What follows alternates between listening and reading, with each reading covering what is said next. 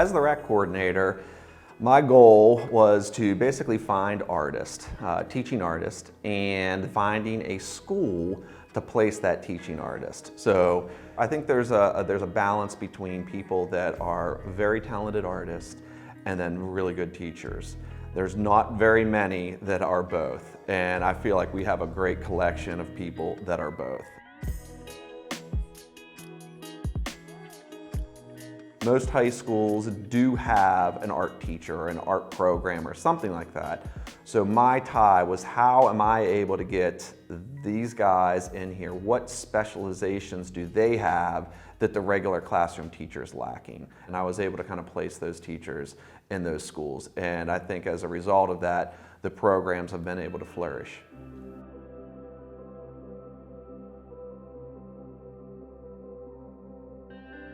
The essence of the project was really about helping students to understand the historical, socio-cultural foundations of music that they hear today. For a lot of students, I don't think they understand that when they turn on the radio and they hear pop music, that it comes from the black music tradition. It was important that they understood that the reason we have such a rich tradition of black music in this hemisphere is because of the slave trade. So when I talk about it, not just being about making music, but understanding where the music comes from, that's a challenging thing to talk about, but it's important for people who look like me to help other students who look like me understand the history behind it.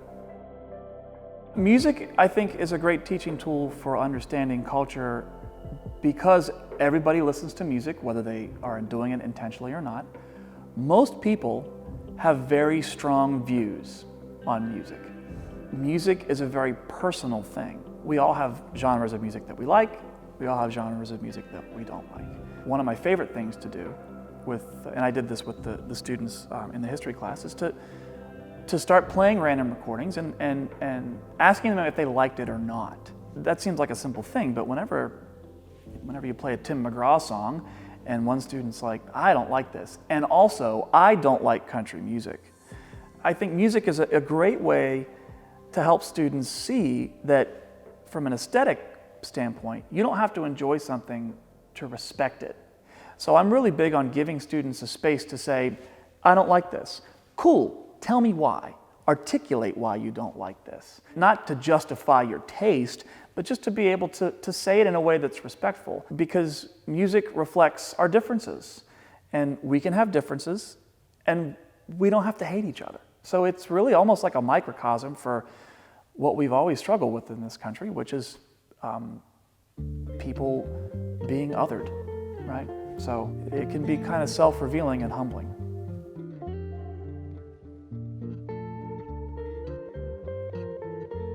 We live in a visual culture, especially this generation is inundated with images 24/7. But what is it that they're seeing? And I always ask the students this question when we begin. And typically this generation is seeing selfies, a lot of self-documentation. Of course, we're all seeing advertising, but there's this other language in photography that they don't know about. And I thought, gosh, this is the perfect activity to do with a group of young people where we can make photographs and explore what it's like to live in the town where they live, look at their community, look at their lives, express their own feelings and thoughts about those things, and then put together a collection of their images that all together are their own reflection of what their lives are like. Then they're getting to see this like very advanced, cultivated way of exploring the world, seeing the world. You know, photography is a form of expression, and what I want most from the students is an honest expression, because that's how you reach people. You don't reach people through generic, you don't reach people through making something that you think people will like. You reach people by digging really deep, as hard as that is, and sharing something personal, because that's often what connects to our common humanity.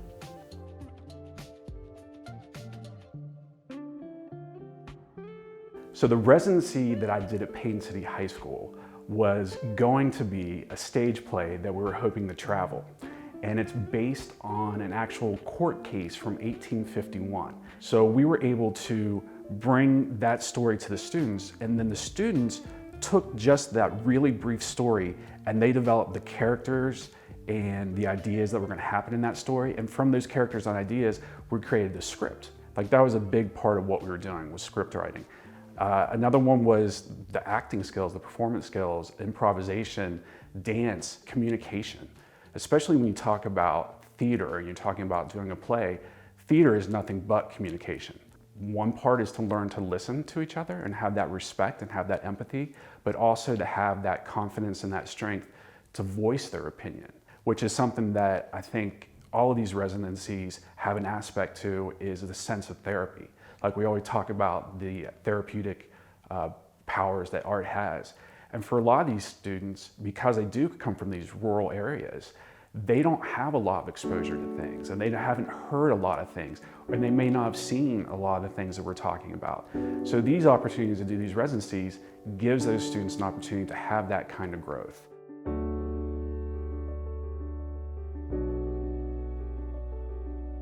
My project was at St. Joseph the Worker School in Weirton, West Virginia, and we chose to create an illustrated bird guide for native birds around West Virginia. I chose birds for this project because I knew that we wanted an illustrated guide, and at first it was kind of this really broad, like plants and animals and everything in between in West Virginia. I wanted to narrow down that concept and pick a species that's diverse. So I knew that was a subject that these kids could really gain an understanding and relate to. I think our connection with nature is important because it's all around us. When you walk outside, you see color, you see texture, you see shape and form and line, and those are all elements of art. So maybe we don't necessarily have to know every plant species or every bird or every little natural landmark near us, but I think it's nice to really be aware and relevant to what's in front of us.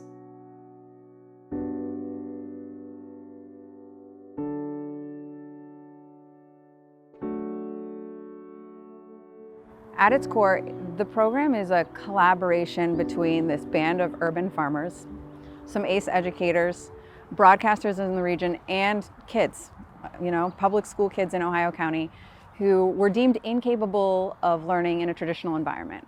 That was not a space where they had all of their needs met in such a way that they were able to learn. So we have built a yurt. It's a round Mongolian-inspired tent.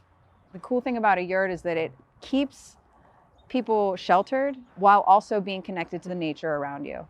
It's a break from normalcy, It's a break from kids' realities, and it gives us a chance to reset and establish a space that's new, that's fresh, where all of the basic needs can be met so that learning can then take place. One of the first things that I do with kids, I have a couple of questions. I give them 30 seconds to answer. And these questions get at the core of what excites them. It's that simple. And who the experts in our community are that are able to come in and demonstrate, that this is a valid passion and interest. It's very exciting to see a kid have an opportunity to talk to an expert about something that they're passionate about with an expert who's also really passionate about it. The magic there is wonderful. The kids would interview them. They would have an opportunity to learn about recording. Everybody would have different roles. We would edit together. And then the kids ultimately would record that script for broadcast. We tapped into West Virginia Public Broadcasting. And so that was a platform for these stories. It's one thing to express yourself. It's another thing to be heard. And then that, I think, is where the magic healing sort of tendency seems to happen. So when we're heard, there's something validating about that.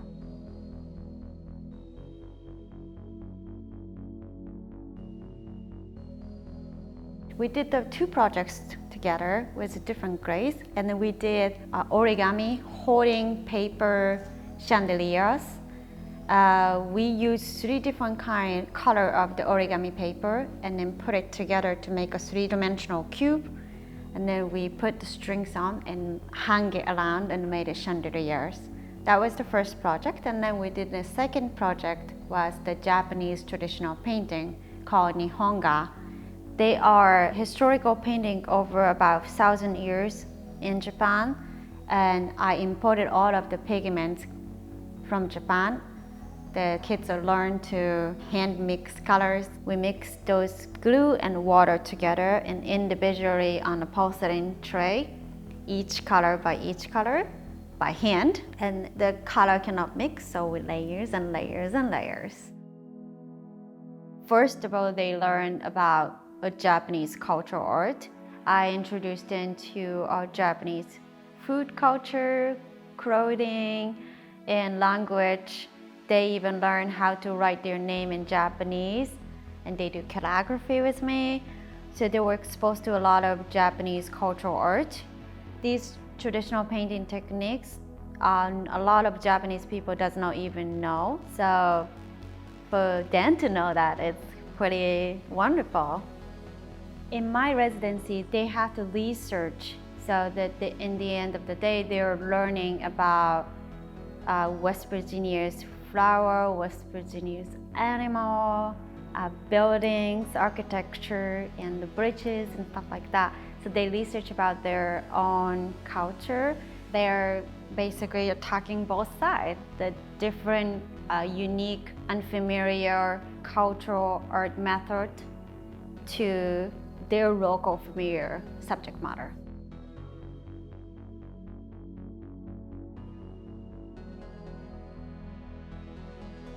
So going into this residency at Wheeling Park High School and knowing that I was going into the broadcast journalism class, one of the things that we really wanted to do was make it an art class. And these students, it was great because these students already knew how to use a camera and they knew how to edit. So that we didn't, and they had the resources too. They had the computers and they had the cameras and they had the mics. So the first part of the class was really me getting them to let go of their preconceived ideas of what they thought the moving image was and how it could be used, and tried to get them to take the same tools that they were using to create their broadcast journalism and allow them to use it in more of an artistic manner. The way I always look at it is the frame, the picture frame, can either be a window or it can be a canvas. You know, so if you're just setting up the camera and you're just turning it on and shooting, you're looking out the window. So again, it's not just the image that you capture, but maybe the image that you captured is the beginning of the image that you're going to create. So you can affect that with color, you can affect that with texture, you can put movement onto that. So it was really that, it was getting them to realize that they can do so much more with this camera than just set it up on the tripod and turn it on. So when it came to the second semester and we had the students break up into groups to do their own personal projects, it was kind of amazing, the stories that started to come forward. So there was one girl in particular had been in an abusive relationship with a boyfriend, and she had kept it all in a journal. And so she turned this journal into this very lyrical, beautiful video piece about being in an abusive relationship in high school. I mean, there was no wall there. Like, she was just exposing herself and what she had been through. And it's very important. I think the whole artistic process, the reason that you become an artist, is that it is about self-exploration. Like, you're seeing what happens or how you think or how you respond if you add these different elements. So it's a way for the students to find themselves, not just be what they've been accustomed to or what someone has told them that they are or what they should be. This gives them a chance to see that there are other things out there. So it really allows them to find their voice and have an outlet to express it.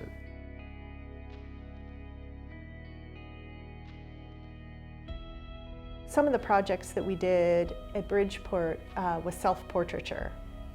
So the students got to explore different ways of making photographs of themselves, and then we took that a step further by letting them do collaging and words and, you know, layering things on top of their photographs. So just kind of layers of personal expression. I just really want to give teenagers that outlet because of this time in their life. There's so many very complex, complicated issues. But when you learn about one person, their story, what they're going through, we can all together start to untangle and understand issues together. The process of making a portrait of someone can be very intimate. It can really, you have to kind of slow down, look at one another, talk to one another. And one thing that we were able to bring into the conversation was the language of consent. Can I get this close? Are you comfortable?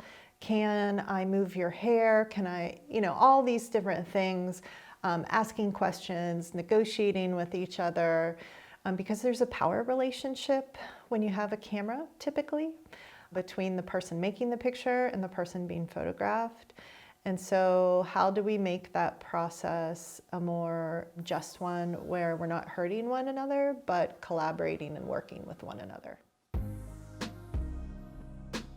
So of course, like unfamiliar material, they're confused first, hesitated, and at the same time, they were very excited. I was excited and a little scared. Where's the line? How uncomfortable can I make them? How open to this will they be? Are they ready for it? Sometimes there's a lot of nerves. I love those times. It's like, basically we're creating an environment where it's okay to be vulnerable with each other.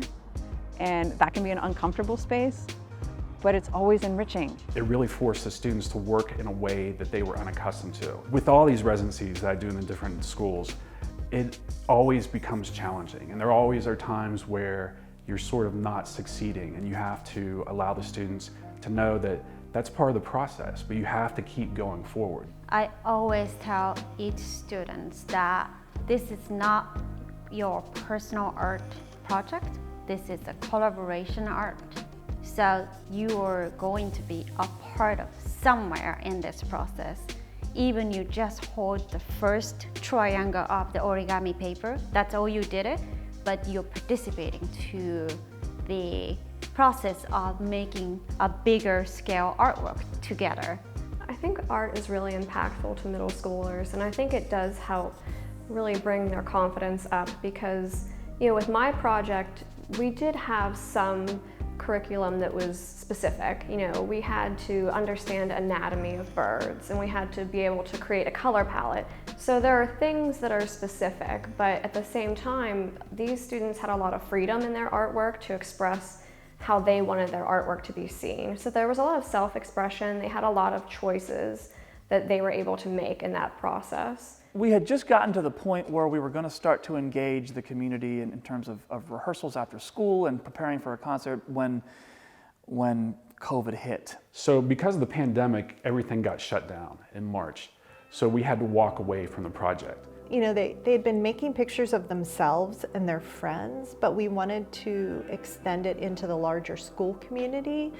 And so they had begun to collaborate with the teachers in the school and other classes about setting up these portrait projects and times. And the school, like all schools, shut down and eventually was able to shift to remote learning. I was lucky that I was able to continue with that process and encouraging them to use photography as a way to cope and express themselves and document this time in our history. But the collaborating art teacher, she really wanted to somehow finish the project. And even though we couldn't use our idea, the concept we'd had of making this a mural that included the school community, the students had made portraits of each other throughout the early months. And so, we just had to think creatively about what we could present.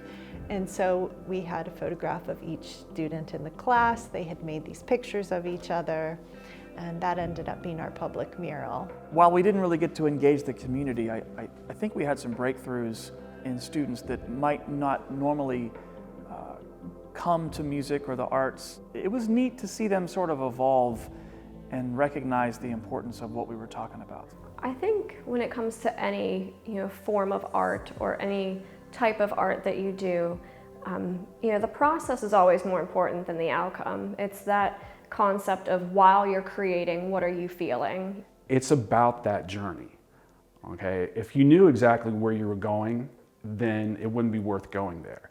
It's about getting lost And the things that you discover in that creative process are things that you're discovering about yourself. Because nothing's going to go exactly how you want it to, and that's great. Because now you have all these challenges and you have to figure out, how am I going to resolve this challenge? What am I going to do? Because like they say, the show must go on, like something has to happen.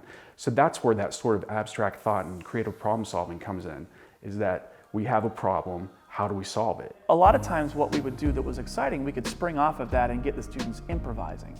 And I believe that people who are adept at musical improvisation are creative problem solvers. You need to be preparing students, regardless of their major, to be lifelong learners, to be creative problem solvers, and to be critical thinkers, and to be good citizens, right? And you might think that's a little bit pie in the sky to tie back to improvisation, but to be a good improviser, you have to be able to listen to other people. So we just tried to keep it simple in that experience and just get them doing that. That's not going to result in any kind of big concert at the end of the deal. But what it's going to result in is people leaving that class understanding that there's more to music than just turning on their phone, and that with a little bit of information, they can start to engage with music in a meaningful way and be creators. What we need to do to prepare them for that is focus very intentionally on cultivating what are today referred to as soft skills, okay? So that means creativity, collaboration, critical thinking, emotional intelligence, working with a team. You have to be able to cultivate a human being who is adaptable and creative in order to prepare that person for what's coming next. So all of those things are the focus by design of this program. The students had written small reflections. You know, we took time to ask questions about their hopes, their fears, what they think about, and then we combined those things with their images. What they said was most important to them were the connections that they had made with their classmates. And they said that it was really unusual because they all were kind of from different cliques and different peer groups. And honestly, I don't think that you can make work with depth and vulnerability unless you have a safe space in which to create it. And if you've ever seen Sister Karita's 10 Rules for Making Art, rule number 1 is find a safe space and try trusting that space for a while.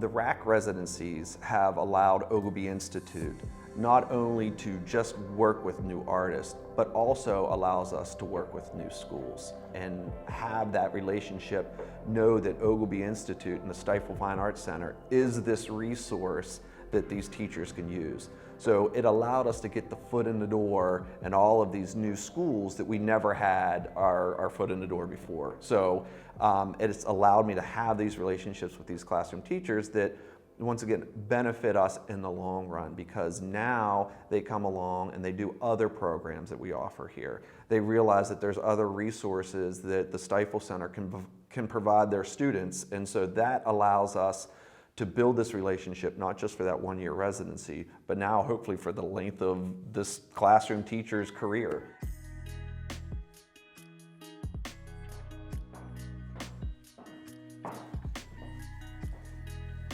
Hi, Megan. Hi. How are you? Good, how are you? Good. It just exploded. The photography department, leaps and bounds, and the opportunities that we had is just amazing. It didn't just complement, it exceeded like all expectations and goals that we had set for the school. It also opened up an avenue that I wasn't too familiar with photojournalism and storytelling through photography, whether it wasn't just an art form, but an actual storytelling process. The arts as a whole is something that's so important for their mental health, and mental health is a huge issue and focus on our projects that we've got going on this year, especially with the pandemic. So art has definitely been an outlet, a release, a creative side for them to explore, and it's just been a godsend for the kids. So I sent it to the person who inspired the zine, and he did this incredible write-up about it. It absolutely shocked me. And yeah, so what that did is that skyrocketed what the students had made to a worldwide audience. It led to people all over the world collecting it. And yes, of course, that recognition is really nice, but in the end, what was amazing is that we were able to give each of those students $250. It was one way that they could really get value from their art, especially before they were headed off to college or whatever the next steps were for them. Something that seemed so unattainable for the small town of Bel Air to reach such notoriety and publicity and, you know, praise. Like, anything is possible. The sky's the limit. I mean, I have students telling me that when they grow up, they might be a photographer now just because of that process. So it has really just like made my heart so happy. I never needed to be told that the folks who are teaching in K through 12 have a whole bunch of chops that I don't have. I knew that. But to see it, it gave me an even deeper appreciation for the work that folks are doing when they're teaching high school students. Sometimes they get a bad knock from folks in college. We're not seeing these students come to us with the same level of preparation that we had. And they're coming with different preparation because the world is different. All of the teachers that I worked with, became my friends, and they were inspiring. They're my partner in crime. So usually I'm only working with one teacher, but in this case I was able to work with 4 teachers. And that was a lot of fun, just interacting with the teachers and getting them to get excited about the project. And it sort of became something that the whole school could own. Really, my students, they got to be celebrities in the area. There were 32 by 56 inch printouts of their faces on the side of the building. It was super exciting for them. It's still exciting. A year later, it's still exciting for everybody. It's drawn a lot of attention to our school. They can see that the kids are individuals. Those pictures that were on the side of the building, I think, displayed their personalities almost perfectly. And we wanted to show the community that we had a lot of really great individuals at our school, and they deserved recognition. And I think the community could see that. It was larger than life. You can't miss it. So in order to do a public mural, there's a whole process of talking to the principal and reaching out to the city council.